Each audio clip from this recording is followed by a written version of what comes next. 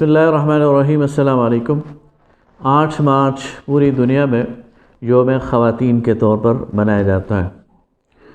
ہم اگر اپنے ملک اور اس خطے کے حالات کا جائزہ لیں تو یہاں بھی خواتین کی حالت کچھ زیادہ تسلی بخش نظر نہیں آتی، لیکن خواتین کی حالت تو اپنی جگہ 8 مارچ کو ہر سال یہاں جو تماشا لگتا ہے اور اس کے نتیجے میں جو ہاہاکار ہوتی ہے، اس کے نتیجے میں جو ایک معاشرے کے اندر ہیجان کی کیفیت پیدا ہوتی ہے، وہ ایک الگ کہانی ہے۔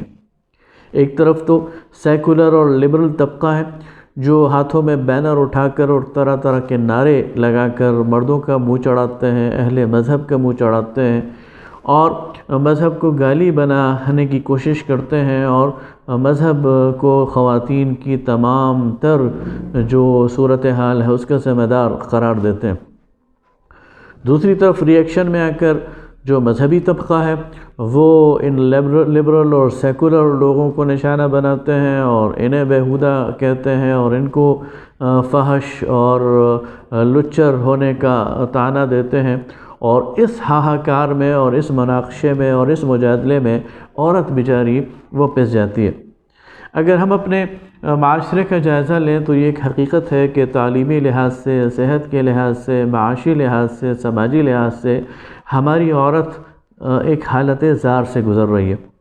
اس کو تعلیم کے مواقع بھی حاصل نہیں ہیں، اس کو صحت کے مواقع بھی حاصل نہیں ہیں، اس کی صحت پر بھی توجہ نہیں دی جاتی، اس کو گھر کے اندر وہ تحفظ حاصل نہیں ہے جو کہ حاصل ہونا چاہیے، معاشرے کے اندر اسے وہ آزادی حاصل نہیں ہے جو شریعت نے اسے دی ہے، اس کو ایک وہ جو انڈیپینڈنٹ شخصیت جو اس کی ہے وہ حاصل نہیں ہے، بلکہ اسے ایک سیکنڈ کلاس سٹیزن کے طور پر ٹریٹ کیا جاتا ہے۔ ہمارے معاشرے کے اندر آپ دیکھیں کہ جائیداد میں اس کو حصہ نہیں دیا جاتا، وراثت سے اسے محروم کیا جاتا ہے، اگر اس کی شادی کی باری آئے تو اسے پوچھا نہیں جاتا اور اس کی مرضی کے بغیر اسے کسی کے سر تھوپ دیا جاتا ہے۔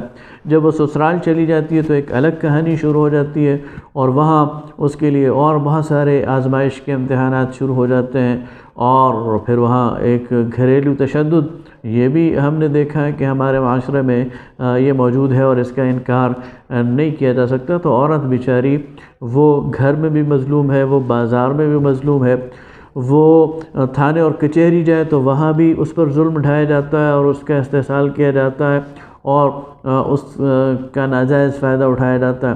وہ اگر روزگار کمانے کے لیے گھر سے نکلے تو اسے سامنے سے ایک اجنبی ماحول ملتا ہے، ایک غیر محفوظ ماحول ملتا ہے اور بہت سارے جرائم کا اور ہیراسمنٹ کا اس کو وہ شکار ہوتی ہے۔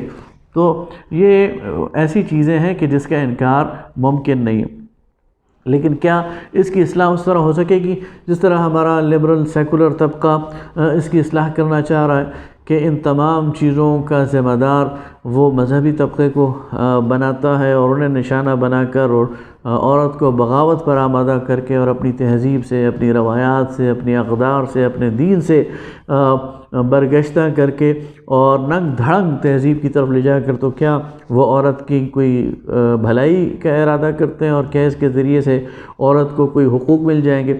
اور دوسری طرف جو مذہبی طبقہ ہے وہ ری ایکشن میں آ کر ان لوگوں پر جو ہے وہ یعنی فتوے کسنے شروع کر دیں اور ان کو لچر اور فحش کہنا شروع کر دیں، تو کیا اس کے ذریعے عورت کا مسئلہ حل ہوگا؟ تو ظاہر ہے کہ ایسا نہیں ہے۔ عورت کے مسائل کے لیے بہرحال ہمیں ایک توازن اور اعتدال کی راہ اختیار کرنی پڑے گی۔ سب سے پہلے تو یہ ماننا پڑے گا کہ ہمارے معاشرے میں عورت بہرحال مظلوم ہے۔ ہمارے معاشرے میں عورت کو تعلیم کے مواقع حاصل نہیں ہیں، ہمارے معاشرے میں عورت کے لیے تعلیم کے دروازے بند ہیں، کھلے ہوئے نہیں ہیں، ہمارے معاشرے میں صحت کے میدان میں عورت کے لیے بہت زیادہ امپرومنٹ کی گنجائش ہے۔ ہمارے معاشرے میں ایک عورت کو اگر روزگار کے لیے گھر سے باہر نکلنا پڑے تو اس کے لیے محفوظ مقام یہ دنیا نہیں ہے، یہ مارکیٹ نہیں ہے، یہ بازار نہیں ہے، اس کو محفوظ بنانے کے لیے بہت کچھ کرنا پڑے گا۔ ہمارے ہاں عورتوں کو جائیداد میں جس طرح کہ میں نے کہا حصہ نہیں دیا جاتا. ہمارے ہاں عورتوں کو ان کی شریک حیات کو چننے کے لیے ان سے پوچھا نہیں جاتا.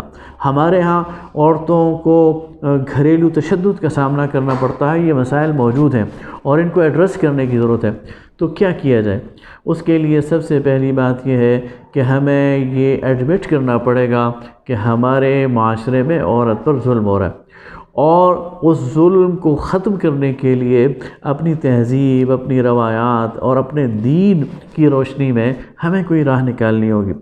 اسلام وہ دین ہے جس نے عورت کو ایک انڈیپینڈنٹ شخصیت کے طور پر قبول کیا.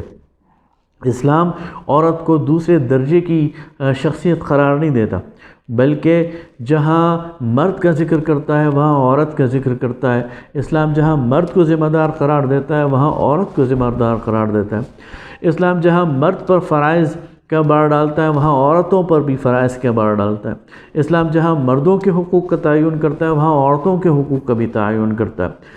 اسلام جہاں مردوں کے دائرہ کار کو متعین کرتا ہے وہیں پر عورتوں کے دائرہ کار کو بھی متعین کرتا ہے. لہذا اسلام میں، قرآن میں اور سنت میں جہاں مرد کی ایک شخصیت ہے اور مسلمہ شخصیت ہے، اسی طرح ایک عورت کی بھی شخصیت ہے اور مسلمہ شخصیت ہے، اور اسے دوسرے درجے پر نہیں رکھا گیا بلکہ ہر لحاظ سے اس کو ایک کردار دیا گیا ہے اور اس کے کردار کو تسلیم کیا گیا.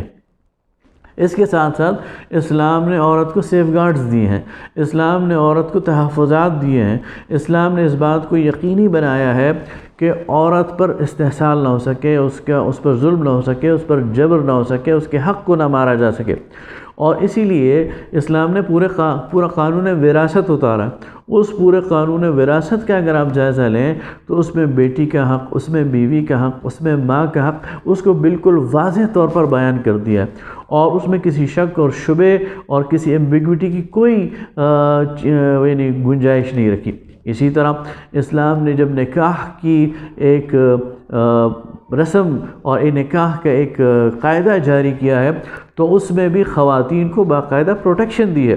انہیں حق کے مہر کی صورت میں معاشی پروٹیکشن دی ہے، انہیں نان اور نفقہ کی صورت میں معاشی پروٹیکشن دی ہے، اور مرد کو ذمہ دار بنایا ہے کہ وہ عورت کے کھانے اور پینے اور عورت کے لباس اور رہائش اور عورت کی جملہ ضروریات کا وہ پابند ہے. اسی طرح اگر عورت اور مرد کے درمیان کوئی مناقشت پیدا ہو جائے، کوئی تنازع پیدا ہو جائے، تو اسلام نے اس سے نکلنے کے راستے بھی بتائے ہیں، اسلام نے ان کو حل کرنے کے راستے بھی بتائے. لہٰذا عورت کے مسائل کا حل اللہ کے دین میں ہے، عورت کے مسائل کا حل اسلام میں ہے، اسلامی شریعت میں ہے، اسلامی تہذیب میں ہے، اسلامی اقدار میں ہے. لیکن سب سے پہلے عورت کے مسائل کو سمجھنا ہوگا کہ یہ موجود ہیں. ان کو یعنی یہ نہیں ہم کہہ سکتے کہ عورت کا کوئی مسئلہ نہیں، عورت کے مسائل موجود ہیں، عورت پر ظلم ہو رہا ہے، اس کا استحصال ہو رہا ہے، اور یہ سراسر غیر اسلامی ہے. اسلام کے سے کوئی تعلق نہیں ہے، اس کا ذمہ دار اسلام نہیں ہے. اس کا ذمہ دار ہمارا رسم و رواج ہے، اس کا ذمہ دار ہماری جہالت ہے، اس کا ذمہ دار ہماری بیکورڈ سوسائٹی ہے، اس کا ذمہ دار ہمارے اندر جو ہماری نفسیات اور سائیکی بن گئی ہے وہ ہے. اسلام اس سائیکی کو ختم کرنا چاہتا ہے، اسلام اس جہالت کو، اس اندھیرے کو ختم کرنا چاہتا ہے.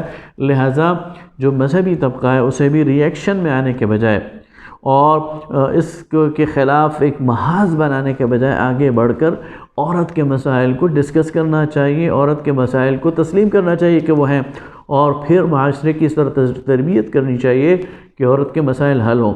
اور جو سیکولر طبقہ ہے انہیں بھی مذہب کو نشانہ نہیں بنانا چاہیے. مذہب عورت کے مسائل کی وجہ نہیں ہے. ہمارے رسم و رواج، ہماری بیکورڈ سوسائٹی، ہماری نفسیات، ہماری سماجیات عورت کے مسائل کی وجہ ہو سکتی ہیں، لیکن مذہب کا اس میں کوئی عمل دخل نہیں ہے. اگر کوئی خاص مذہبی طبقہ یا کسی مذہبی فرد نے کوئی غلطی کی ہے تو وہ اس فرد کی غلطی ہے، اس سے مذہب کے ساتھ نہیں جوڑنا چاہیے. تو دو انتہاؤں پر رہ کر عورت کو اپنے درمیان پسنے نہیں دینا چاہیے، بلکہ ان انتہاؤں سے اتر کر اعتدال پر آ کر عورت کے مسائل کو سامنے سے فیس کر کے اور ایڈریس کرنا چاہیے، اور عورت کی اس حالت زار کو بدلنا چاہیے. یہ تب ہوگا جب ہم پورے روشن فکر کے ساتھ اللہ کے دین، اللہ کی کتاب اور اللہ کے رسول صلی اللہ علیہ وسلم کی سنت کے مطابق اس کو حل کرنے کی کوشش کریں گے. بہت شکریہ.